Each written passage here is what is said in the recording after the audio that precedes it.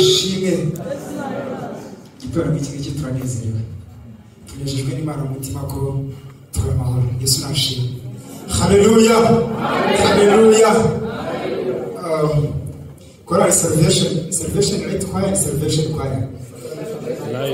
Right choir yaririmbye indirimbo iravuga ngo ntago ari uko tukiramuka, nta nuko twasinze menshi, ahubwo ari kubw'imbabazi zayo ndetse n'urukundo rwayo. Haleluya. Haleluya. Ukuri kose ataba yari imbabazi zayo, ataba yari urukundo rwayo, ntabwo twaba turahangaha.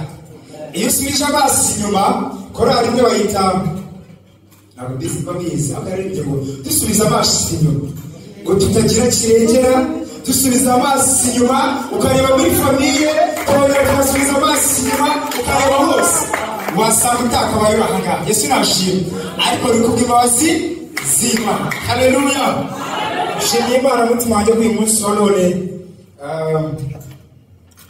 Tugiye kwiga ijambo ry'Imana. Ijambo ry'Imana umuvandimwe yararimo asenga aravuga ngo ijambo ry'Imana niryo ruta byose.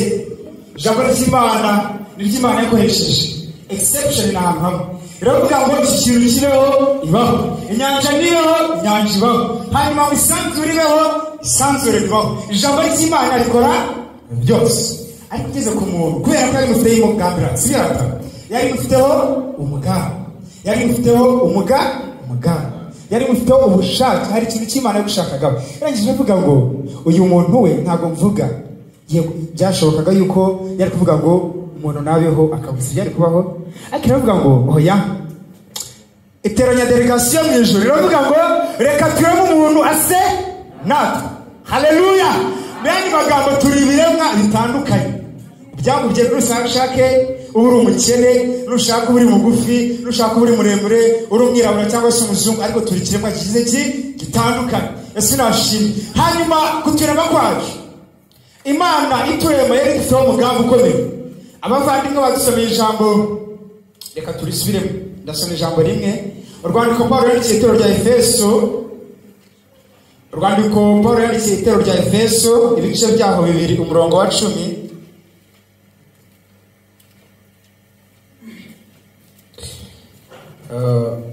Bibiri umurongo wa 10.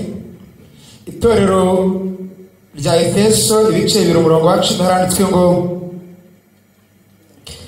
kuko turi abo yaremye ituremeye imirimo myiza muri Kristo Yesu, iyo Imana yiteguriye kera kugira ngo tuyigenderemo. Tuvuge ngo amen. Ngo turi abo yaremye ituremeye imirimo myiza muri Kristo Yesu, ndetse ngo nta nubwo byayitunguye, ahubwo yabyiteguriye kera. Niturangiza ngo tugize iki tuyigenderemo. Tugiye kwigana ijambo ry'Imana rivuga ngo kwemera ubushake bw'Imana. Amen. Kwemera ubushake bw'Imana. Kuko turabo yaremye ituremeye imirimo myiza muri Kristo Yesu, nta nubwo yabiteguye kano kanya, ahubwo yabiteguye kera kugira ngo tugize iki tubigenderemo. Mene magambo hari ibintu by'Imana dushakaho. Hari ibintu by'Imana ishaka ku basore, hari ibintu by'Imana ishaka ku bakobwa, hari ibintu by'Imana ishaka ku bapapa, hari ibintu by'Imana ishaka ku bamama, hari ibyo ishaka ku bakecuru, hari ibyo ishaka ku basaza. Icyiciro cyose waba urimo hari ikintu cy'Imana igushaka. Tuvuge ngo amen. Haleluya. Hanyuma kwemera ubushake bw'Imana, iyo tuvuze kwemera ubushake bw'Imana ntabwo tuvuga ngo dushaka kwemera ubushake bw'Imana 80%. Oya, turashaka ko twemera ubushake bw'Imana 100%. Sinashimye. Ntabwo ari igice. Kubera ko ijambo ry'Imana ryarambwiye ngo niba udashyushye kandi si ukonje aragira iki arakuruka. Sinashimye. Niba dukwiriye kwemera ubushake bw'Imana 100%. Sinashimye. Ariko ubu bushake batabujya bunanirana. Ubushake utagira ngo n'ubuntu upfa kwemera nyine ukabyuka mu gitondo kuvuga ngo reka mbukore. Oya, uragorana. Abavandimwe bagerageje kubugerageza, cyangwa se ingero tubona zo muri Bibiliya bagerageje gushaka ubwo bushake bw'Imana bakabugenderamo, babanje gutsinda. Ubutumwa bwiza urwandiko cyangwa se amabaruwa Mose yanditse, harimo ibaruwa yanditse yitwa Kuva. Mu Kuva tuhasanga inkuru ya Mose ngo yari arimo aragira umukumbi wa Seyetiro sinashimwe ngo hanyuma Imana iramubonekera irambwira ati rero Mose nubwo uragiye umukumbi w'intama ntago ari cyo ngushakaho ahubwo ndashaka yuko ugenda ukajya mu mahanga ukagenda muri Egiputa ukajya kuzana ubwoko bwanjye n'ubushake bw'Imana. Ariko Mose haleluya arangije aravuga ngo none se nje ndiki ko ntazi no kuvuga nkaba mvuga ururimi. Tugatangira kuzana Imana sureba muri famiye nawe subireba ya miryango subireba ese amashuri subireba kuki utatumye uriya se haleluya. Ariko hari impamvu Imana yahisemo weho site muri haleluya. Mu yandi magambo icyo dukwiriye kwakira ni ikintu ubushake bw'Imana, ariko ubushake bw'Imana buryogora kubwakira cyangwa se kubwemera. Ariko ijambo utera uburaki sinjye buvura sinjye utegeka byose sinjye utegeka abantu bakabaho. None ufite icyo kibazo kuri kumwe na nyiribihe kuri kumwe na ndiho kuri kumwe na byose ufite kibazo. Haleluya haleluya. Ubushake bw'Imana bwemere ubana nabwo kubera ko uri umurimo w'Imana, ubwawe uri umurimo, ubwanjye ndi umurimo. Mu yandi magambo turi imirimo y'Imana. Imana yarayiteguye kera cyane kugira ngo tuzire iki tuyigenderemo. Sinashimwe. Hari undi wundi utagira ngo ni Mose wenyine, hari undi wundi bita Yeremiya.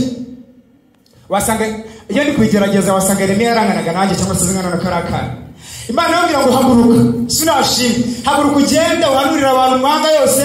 Ariko arangije aravuga ngo Mana urareba nje ndi umwana. Haleluya ndi umwana. Ariko Imana ivuga ngo wivuga ngo ndi umwana. Ese sinjugutu kubifitike ikibazo sinjugutu nzabana nawe nukuri nzaguteresha intambwe nzakugenda imbere ndetse n'ataringaniye bagira iki maringanize ndetse n'ibihinduza by'ibyuma nzabigira iki azabicamo kabiri. Yesu nashimwe. Twisabwa no kwemera ubushake bw'Imana. Haleluya haleluya. Ubusanzwe nsengera muri sepu. Iyo ndi kwishuri nabwiye ko nigirika nsengera ku itorero rya ADPR Gisenyi ni ku Rurembo. Hari korali yaho bita korali Alliance. Igeze iririmbo indirimbo ndayikunda ntabwo nayifashe yose ariko nafashe akagambo kamwe kamfashije. Yaravuze ngo urugendo rurimo Yesu ruroroha. Ngo urugendo rurimo Yesu ruroroha. Urugendo rurimo Yesu ruroroha. Haleluya haleluya. Nukuri kw'Imana ndahenda imbere y'izina ryayo ndahenda imbere y'itorero ryayo. Urugendo rurimo Yesu ruroroha. Ruradukomeranye kubera ko dushaka gukora nk'abana b'abantu. Ariko yemereye Kristo akaguteresha intambwe nukuri kw'Imana ruroroha. Ndabihamya umuhamya. Urugendo rurimo Yesu rugira ute ruroroha. Kandi reka nzamubwira yuko urugendo ruzagenda wenyine. Urugendo rutarimo Kristo, urugendo rutarimo Yesu nta gaciro uzagira. Mu yandi magambo reka mvugire ijambo n'umuhanga umwe yarivuze yavuze ijambo rikomeye. Aravuga ngo bamwita Hudson Taylor. Yavuze ijambo ndarinezerwa cyane. Yaravuze ngo umurimo w'Imana iyo ukozwe n'umuntu w'Imana ugakorwa mu buryo bw'Imana ntuburi inkunga y'Imana. Haleluya. Umurimo w'Imana iyo ukozwe n'umuntu w'Imana ugakorwa mu buryo bw'Imana ntabwo ushobora kubura inkunga y'Imana.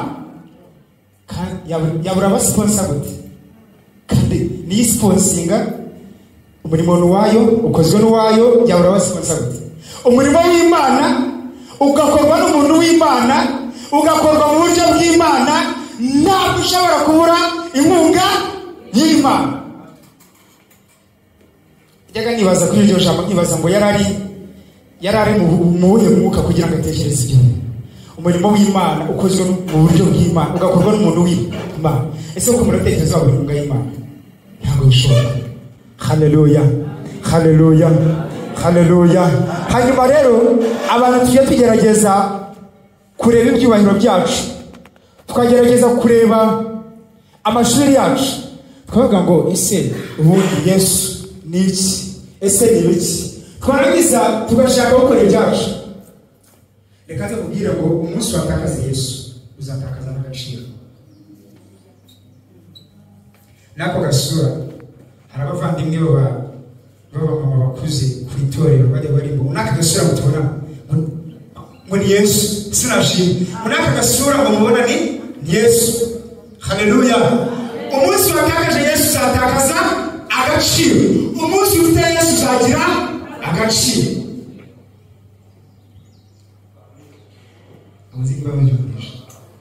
Umunsi watakaje Yesu uzatakaza, umunsi ufite Yesu ntabwo uzabura agaciro kuko umurimo wayo sinashimye. Mukaba yaragezeho anyemerera kubasobanurira ubushake bw'Imana ku buzima bwacu. Butatu ni bwinshi ariko reka tuvugane kuri butatu. Mwasomye urwandiko Pawulo yandikiye Timoteyo rwa mbere ibice 4. Ubushake bw'Imana mwasomye haranditswe ngo ishaka ko abantu bose bagize iki bakizwa bakamenya ukuri. Ariko turajya kuri ubwo bushake bw'Imana. Ubushake bwa mbere bukomeye tubusanga mu cyanditswe mwasomye kiri muri Yohana ibice 3:16. Icyanditswe gikomeye muri Bibiliya, icyanditswe gifite ibintu byanditswe gikomeye. Haranditswe ngo kuko Imana yakunze abantu cyane ibyo byatumye itanga umwana wayo umwe wenyine w'ikinege kugira ngo uzamwizera wese atazarimbuka ahubwo ahabwe ubugingo bugira iki buhoraho. Y'umusaraba yari munsi mu mateka y'umusaraba, amateka y'ibiti bibiri bikoze purasi, ibiti bibiri bikoze purasi bigakora umusaraba. Iyo umuntu bamufataga bakamubamba ku musaraba yabaga abaye igicibwa mu muryango ndetse no mu gihugu, kubera ko yabaga kidakoreka ntabwo mbizi, ariko yabaga abaye ikivume kiruta ibindi bivume twize tubona. Ariko Kristo, haleluya, Kristo aremera ajya kuri icyo giti, ajya kuri uwo musaraba kugira ngo umuntu wese uzajya mu musaraba, kugira ngo umuntu wese uzajya mu musaraba azakizwe. Haleluya. Atongera abantu b'urupfu rw'iteka ukundi ahubwo ahabwa ubugingo buhoraho. Ubushake bw'Imana ku buzima bwawe ni uko wizera Kristo.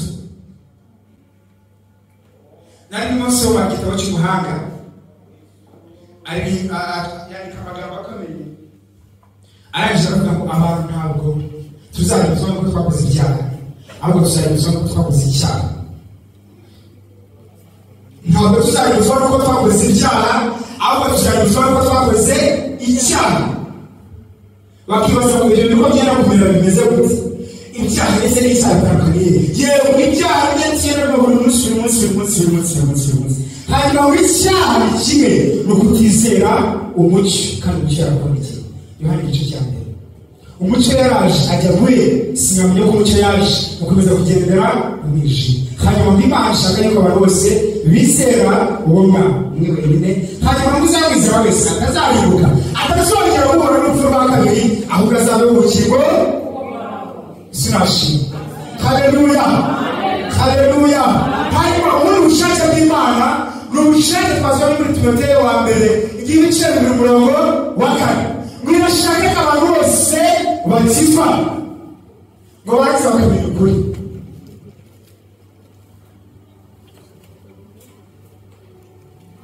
Jambo rikora ko ashaka ko abantu bose bakizwa, hanyuma bakizera ukuri, bakamenya ukuri. Imana twihanganira akenshi uzumva abavandimwe basenga umwana turawushaka, uzaza gutwara rya itorero basenga kubera yuko n'andi magambo abakiranutsi babumva yuko Kristo yatinze kuza gutwara itorero. Ariko Kristo yarahitaga akareba akavuga ati rata nakaba njya gutwara itorero, ariko nabona ndashaka yuko nawe yakira umwami Yesu Kristo sazarimbuka, ahubwo akamenya ukuri agakizwa. Hanyuma mu Imana twihangane idashaka yuko turimbuka, ahubwo ishaka yuko abantu bose bagira iki bakizwa, baza bakamenya ukuri. Sinashimye. Ese ubundi umuntu akizwa iki? Iyo bitabwire gukizwa umuntu akizwa iki? Umuntu akizwa iki? Byashoboka abana basore twiganye muri secondary school, n'urugero twiganye muri secondary school uyu nguyu na n'uyu. Hanyuma uyu nguyu duhuriye mu mujyi wa Kigali, mu mujyi wa Kigali. Ndangije mbona rwose ari muri za modoka zigezweho zigize iki zigezweho. Ndangije mbwira umuvandimwe aha ngaha namubwira ngo umuvandimwe wenda bamwita Elisa yarakize. Yaba yarakize iki? Yaba yarakize ubukene. Hanyuma uyu nguyu twigana twabaga tumusengera igifu cyaranze. Hanyuma ndagenda mbona na Mishake namubwira ngo mpuye n'uyu musore muri kaminuza hano muri Rwanda. Ndabaza ese ko mbona waje gusenga kandi bitarakundaga yo kuza ku cyumweru byagenze gute? Narakize. Yaba yarakize iki?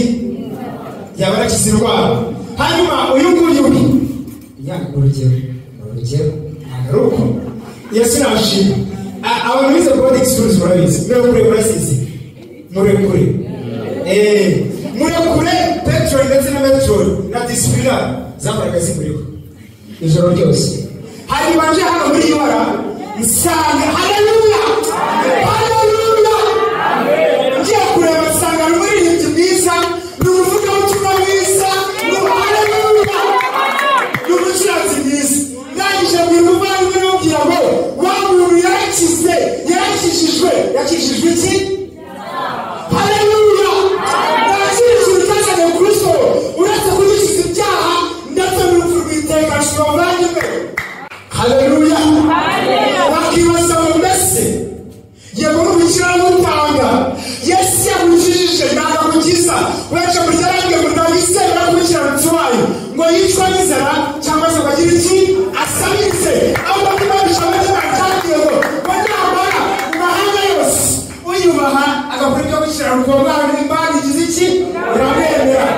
Haleluya.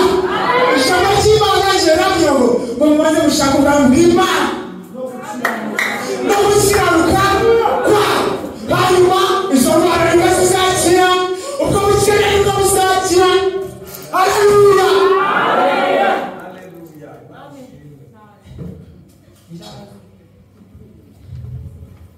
Shaka abantu bose bakizwa bakamenya ukuri.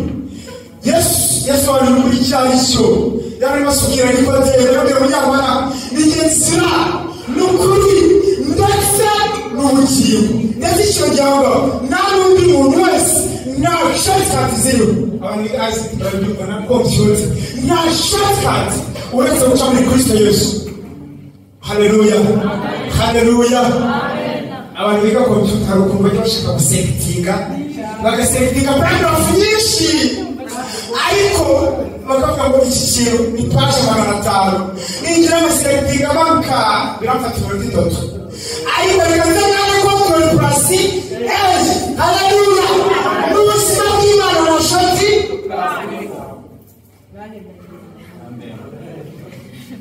Haleluya. Mukukizwa ukamenya ukuri kandi uko kuri ko kuzabanzura. Sunashima nta kindi Yesu cyamuze n'ukuri kw'Imana imanitse akaboko ndabuya ndibere y'itoro ryawe. Iyo usanga Yesu yaje yuko kubwiriza abakozi beza akaja kugereza inama myiza akabigereza imodoka nziza. Icyo kintu ntabwo cyatuma Kristo aza kwitanga. Ibyo ngibyo akwabuye kugereza ahubwo kandi n'umwana w'umuntu hagati Mungu wa Elisa numva munezerewe reka nza guhereza starting investment wese niyo icumi gutangire business. Ibyo ngibyo umwana w'umuntu yaguhereza ntabwo aricyo cyazanye Kristo. Cyo yaje gukora ni ukugira ngo gukiza urupfu rw'iteka. Haleluya. Murasoza ntabwo batwara iya mbere ni ukwizera uwo mwana navuze ngo ntabwo bazarimbuka kubera ko bakoze ibyaha ahubwo bazarimbuka ko bakoze icyaha. Kubera ko ijambo ry'Imana ryamenyemeza muri Yakobo ndakekana ibice birambwira ngo ntabwo bishoboka yuko uko kwizera kubaho ukwizera kutagira intumbero z'iki kupfuye. Niyo mpamvu ntabwo dukora imirimo kujyana ubwami bw'Imana ahubwo twizera kukaduhereza agakiza kakaduhereza imirimo muri Kristo Yesu. Haleluya. Ariko ngiye uzashyira imirimo imbere. Cyane ko kwemeza ko tubizi cyane. Haleluya. Pawulo yarabisobanura abwira abagalatiya ibice bitatu muze kwasoma. Abwira abagalatiya ibice bitatu arabwira ngo mbese ninde wabarozi? Ninde wabarozi? Ntabwo yuko iyo mirimo yiza abajyana mu bwami bw'Imana. Ntabwo yuko gutura amaturo menshi. Ntabwo yuko kuza gusimba. Ntabwo yuko kuza kubwiriza ntanya. Ariko bizabajyana mu bwami bw'Imana. Oya, ahubwo icyo Imana ishaka irashaka kubanza kugira iki? Kumwizera. Ubundi iyo mirimo yose izaza. Ni myiza. Ni myiza. Ariko uzakora imirimo utarizera. Kandi ibi bintu biriho bashobora kwibaza ese kanifashisha perezida James niwe nzizina ndetse na Mishaki. Ushobora kwibaza ngo Mishaki ni perezida w'Akorali, James ni perezida vice perezida wa Jemeli. Byashoboka ko baba bari hano ariko batarizera Yesu cyane birashoboka. Matayo 16:14 Yesu yigeze arangurura arangije abageza abigishwa be arabaza ngo ariko se iyo muri kugenda mugiye muri ghetto mugiye muri video mugiye hano hose mwumva ndinde? Abantu babwira ko ndinde.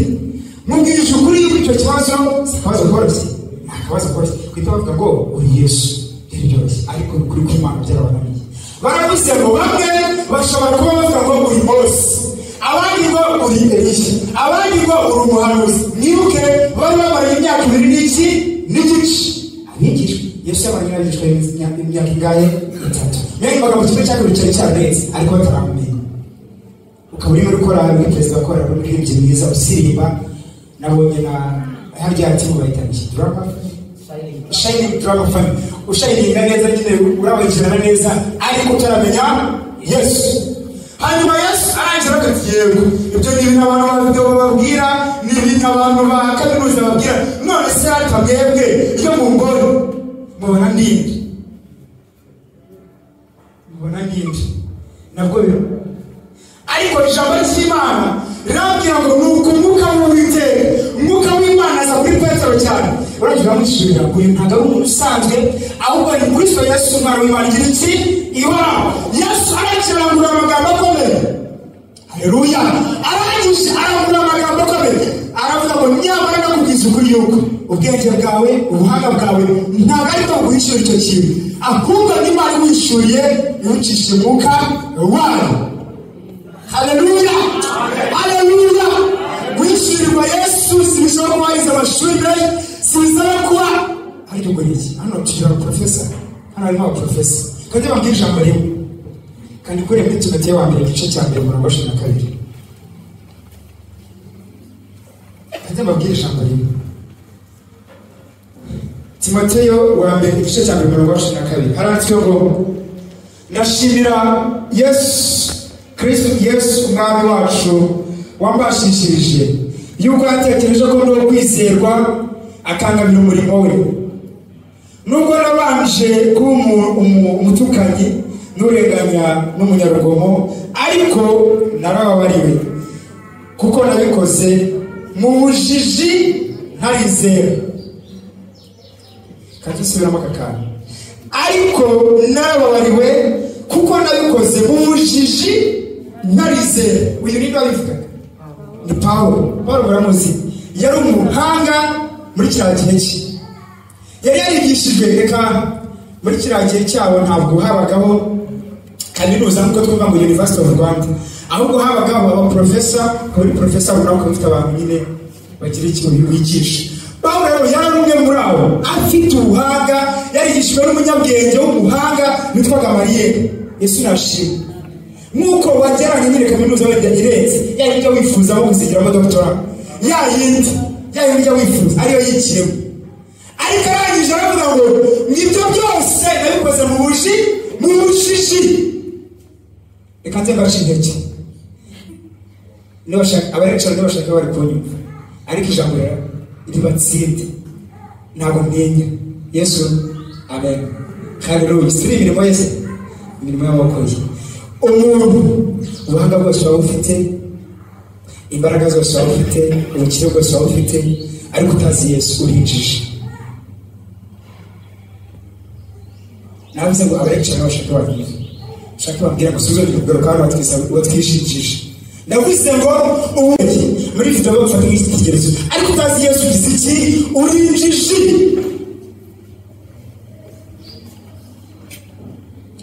Kumumenya nibwo buzima.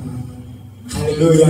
Tubashye n'abatayo ibiciro byaho 28 umurongo wakagara 10 handitswe ngo nuko mugende muhindura abantu kugira iki kubabigisha hanyuma ngo bizera ngo batiza mu izina rya Data wa twese hagari mu izina rya Methodist nagari mu izina rya Deperi nagari mu izina rya Rasa nagari mu izina rya Batori byandi madina yose abo mu izina rya Data wa twese ndetse n'Umwuka wera. Haleluya. Haleluya. Haleluya.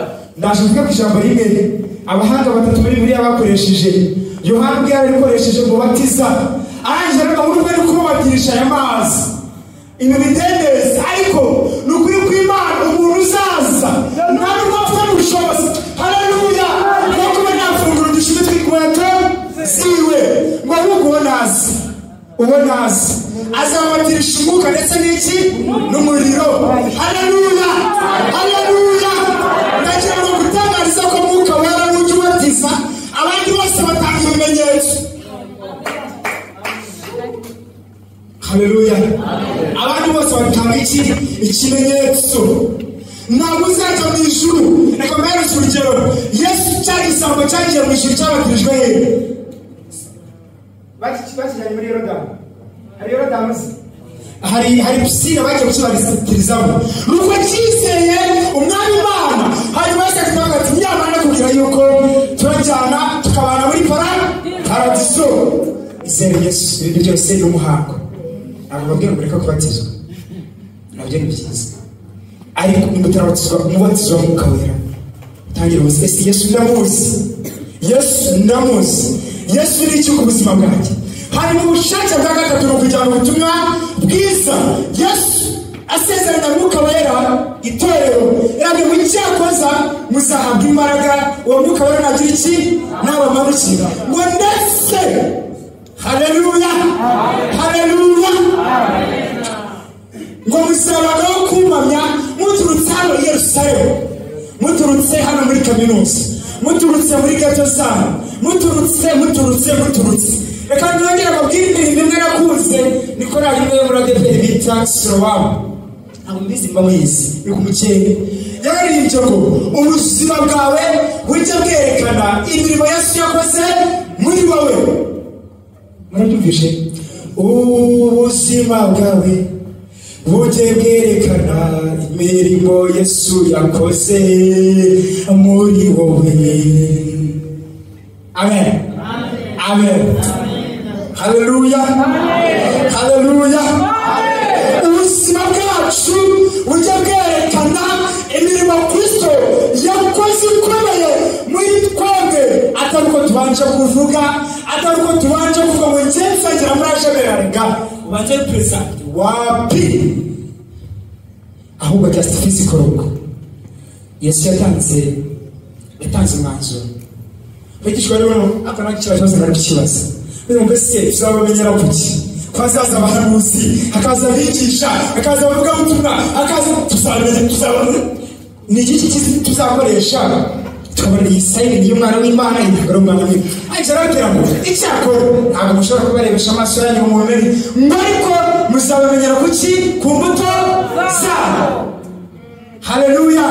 Nta kindi kimenyetso ubuzima bwawe uwo Yesu ijambo ry'Imana tuvuga ryari ryakubera ubuzima ryari ryakubera imibereho. Yakobo yaranditse mu rwandiko yandikiye itorero igice cya 22 agira ngo mwariko simukazajya mumera nk'abumva amagambo y'Imana gusa mwishuka ahubwo mujye mushyira mu bikorwa ijambo ry'Imana babwira ngo kubera ko umuntu ijambo ry'Imana sako ijambo ry'Imana babwira ngo ameze nk'umuntu urebye mu ndorerwamo nyuma y'igihe gito akagira iki akiyongera ukuntu agira iki yasaga.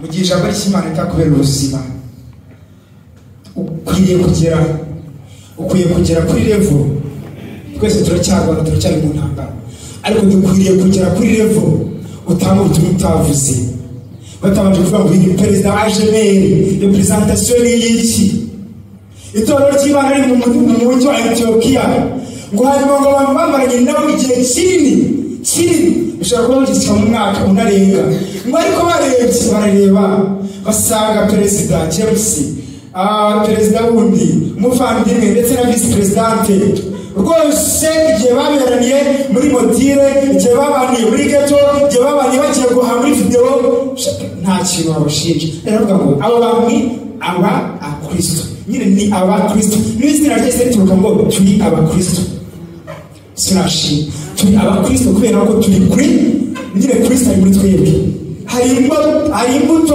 itabora iri muri twebwe ese nashi intambwe ya gatatu y'ubushake bw'Imana bushakaho nuko cyane bivuga ngo nge nzigumira muri we nzigumira ubwo amashyi yishira inzabibu n'izeri imbuto tuzamunambaho nubwo tumutera bitazitsinda nubwo twahura n'ibyo byose binezeza mu buzima ariko tuzinamira kuri Yesu akira ubuzima bwiza akira kubaho ubuzima bwawe nsoje mbahereza mu mwaka isomwa mugende muri Matayo ibice n'umwarimu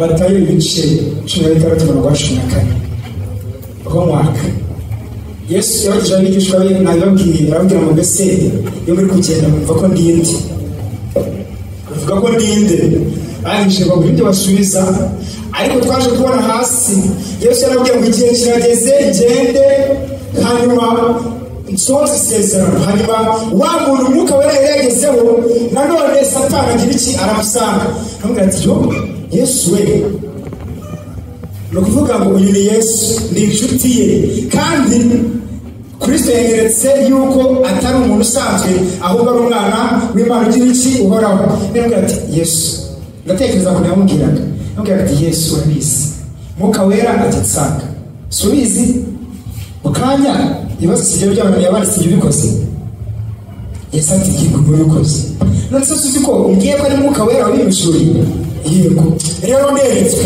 ngize iki ndatekereza ariko Petero arimo mubwira nderetswe suje Yerusalemu kubera ko barakugira nabi byavugaga nibyo ariko kubera ko yarari kubuza umugambi w'Imana ubwo ko Yesu yahise amusubiza mu imbere Satani kandi Petero imbere ki Satani ni magambo imbere ubushake bw'Imana wa muntu wari weretswe ubushake bw'Imana wari weretse yuko ari Kristo Umwana w'Imana uhoraho atangiye kwerekana yuko kuri Yerusalemu ari bibi ako Yesu aragira abona ko atari we hari undi mwuka uri kumukoreramo aseki kugira ngo imbere Satani genda wicara kuri Satani ariko n'urugero haleluya ndashoje Imana bahereza umugisha yego haleluya ndasoje ako kinanga nicyo cyanzanye ntabwo naje gukora amafaranga sinaje kugira ngo niyamamaze naje kwamamaza ukwiye kwamamaza haleluya ukuri kw'Imana ntabwo bitaza kubona hano nari nta kindi kintu cyanzanye nta yindi intention nta yindi mpamvu rwose narije kuvuga izina ry'Umwana w'Imana haleluya uvandimwe James yabonye profile yanjye arangije arambwira ngo rukubere cyonetseho iyi profile gutya ushobora kuba byaragufashije tutari twavugana ntabwo bizi ukuntu yayifashe ariko kuri profile yanjye yanditseho ngo ubutumwa bwiza hose naravuze ngo kubera iki wanditse iyi profile gutya ndamusobanurira sinzi niba ukuntu yabyumvishije cyangwa muri kiraho uri gufashwa cyane haleluya mwemere ubushake bw'Imana ku buzima bwawe hanyuma nk'uko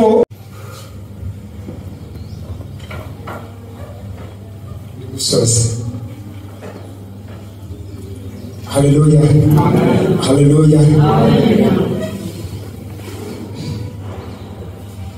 Paulo we w'umuhanga bitamwagiza no kuri level yiwe kuko muracyari kuri level ya AD nimbabwira AD mutarira nta A1 ngo batanga muracyari aba AD asero muzajya muri kintu kwiye ariko Pawulo wari ufite doktora mu bintu byiwe we yaravuze ngo mu bayuda ngo umuyuda Umufarisayo ngo umufarisayo yari afite ubwenge bw'ibihugu bushobora kuba burenga Uburundi, yari afite indimi muri we, na niyo mpamvu yabaye intumwa y'iki y'abanyamahanga, kubera ko yari afite ubwo bushobozi bwo kujyana ubutumwa hanze. Ariko navuga ngo ni ukuri ko Imana ibyo nakoze byose ndenganya ubwoko bw'Imana, ibyo byose nabikoze mu bujiji ntaramenya Kristo.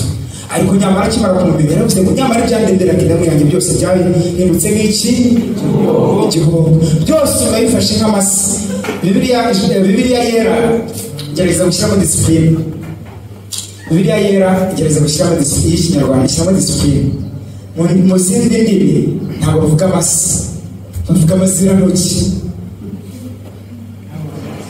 Nyine Bibiliya yera umuntu wakoze translation yashyizemo disipurine, aravuga ngo ntituvuge ibintu nyine sounding, ariko mu zindi Bibiliya mu zindi version bavuga amazirantoki.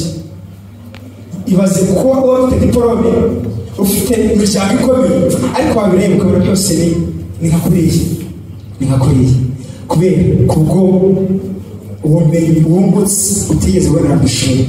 Ntabwo ubumenyi uzabamenyeshwa ko wize teoloji, ntabwo uzabamenyesha ko wize cyane, ahubwo ni ukuri tuzakwishurira. Urwandiko Pawulo yandikira Abefeso yarabwiye ngo mwakijwe n'ubuntu buturutse ku kwizera Kristo, ntibyavuye ku mirimo, ntabwo byaturutse ku mirimo. Kuko iyo biza guturuka ku mirimo bavandimwe, bamwe dushobora kuba tutariho biturutse ku mirimo. Rero tugiye kureba imirimo wakoze tuyibaresinge, none dushyire ikigereranyo tuvuge ngo uzaba ufite ibintu n'uwusibye, ni ukuri ko Imana iri juru ryari rizajyamo abayifite. Ariko ngo byaturutse ku kwizera. Ikibazo cyo ni mu kwizera. Sunashi ubushake bw'Imana ku buzima bwawe, ubushake bw'Imana ku buzima bwawe. Imana ishaka ko tuyizera, tukizera uwo yatanze, akemera kuba ikivume ku bwacu, akemera kubambwa. Nari ndimo nsoma amagambo agaragaza uburyo Kristo bamubambye. Yesu abambwa ntabwo bamubambye bakoresheje imisumari. Murareba ferabeto, ntabwo mbizi ngo niba muyizi, aya ni ferabeto. Iriya ferabeto idasenye iriho twa tuntu tw'imigongo nyine tuzengurutseho, niyo bafashe batera mu kiganza. Mu yandi magambo wumve nawe ikintu kidasenye kiragenda kimera nk'aho kirimo kigira iki giharatura. Batera mu kiganza, batera no mu kindi, barangije bafata amaguru yiwe, barongera bagira iki bateramo nk'aho bidahagije. Bafata amahwa yaturukaga muri plasitire, mu kibaya cya plasitire, ngo yari amahwa maremare anakomeye ku buryo bashyize mu mutwe wiwe, aho kugira ngo avunike ahubwo akinjira, aho kugira ngo barifunike. Urumva abantu biga biyoroshye barabyumva cyane. Iki cya sikari ni igufwa rishobora kuba rinakomeye mu buzima bwa muntu, ariko aho kugira ngo igufwa rifunike ryarinjiye, hanyuma amaraso atangira gutemba. Ariko ubwanjye ntawe aratemba, arashoka.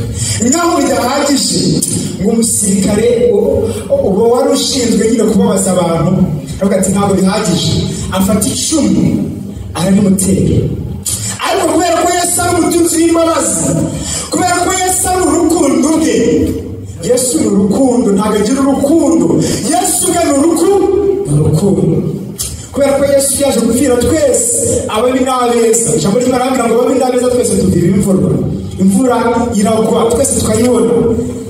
Yesu kubera ko ari umutunzi w'imbabazi kandi ari urukundo, ngo ya maraso yaturutse mu rubavu, uwo muvandimwe yari afite ijisho ripfuye, amaraso aratonyanga ajya mu maso, ijisho ritariki. Haleluya. Umva urwo rukundo. Uwakuba ibaze nawe umuntu uri kukwica ntiwukishije. Yesu baza kumufata, Petero yagize umuzinya, afata icyuma, afata inkota, akatumye ugutwi. Yesu arangiza agira urukundo n'abaje kumubambasha kubwanjye ibyaha byanjye. Aje avuga ati uyu muntu nawe ni uwanjye, afata kwa gutwara kugira gusubiza. Haleluya. Urwo rukundo yagaragaje umwana wayo. Smash. None ibaze Pawulo yandikira itorero arababwira ngo mbese niba umuntu atabasha gupfira umuntu mwiza reba nayashyiye yawe kandi ko bwije no kubukira tudefiya inzira yayo takakumva Imana ariko iyo wemereye Imana ukwereka yemereye kujyana nayo uko Mose yemereye kujyana nayo finally birangira gutesheje imbaraga ikaguhereza imbaraga ikagutsindishiriza ko umutsinzi. Haleluya. Kino cyo namaze gusobanukirwa mu buzima busanzwe umusirikare ukomeye n'ukinyuma kapiteni akinyuma none akabwira ngo mugende mwafata haduri ariko Yesu agarukira genzi avuga wagiye imbere akarwanya urugamba ukaza urugamba y'inziki yatsinze. Haleluya. Reka dusenge twemere ubushake bw'Imana butuyoboye. Ndinginga cyane perezida wa AJR agegere asengere itorero ry'Imana Imana ihereze kwakira ubushake bwayo ku buzima bwayo bayizeye kubera ko bakabonye ko utarizera Yesu uri injiji kumenya nubwo buzima bwonyine kandi ngo nubwo amasiyo yashira inzabibu n'izera imbuto uwo tuzamurambaho ni karibu dusenga n'ingingo Imana uzenguruke muri za njomba z'umutima wawe n'ibisanga by'uwibaza tuze kwizera dusenga turakubashye Umwami wacu Yesu Kristo. Imana nyiribihe, Imana nyiribiremwa, y'abana bose y'abashyira ngo nzavuga kuri nde ikabusubiza ngo babwire ko ndiya amasangaya turagushimira ushimira urukundo rwawe ruhebuje rwose wakunze umuntu kugira ngo utanga umwana wawe kirenge akaza mu isi mwami Imana aho yaje ajya gukiza ntitwamumenye ahubwo twarahindutse twirengagiza yuko yatugaburiye yadukirisha abarwayi yaturwaniye ahubwo turabura ariko kwari ukugira ngo icyo wagambiriye kuri we gisohoke turi babana n'ubundi waremye ukaturemera ibintu byiza kuri Kristo Yesu Yesu wakiri mu isi yenda kugenda avuga ngo aba bandi isi nari ngirimo ndayizi ntabwo nsabye kubakuramo ahubwo n'ubibaringiremo Imana ishimwe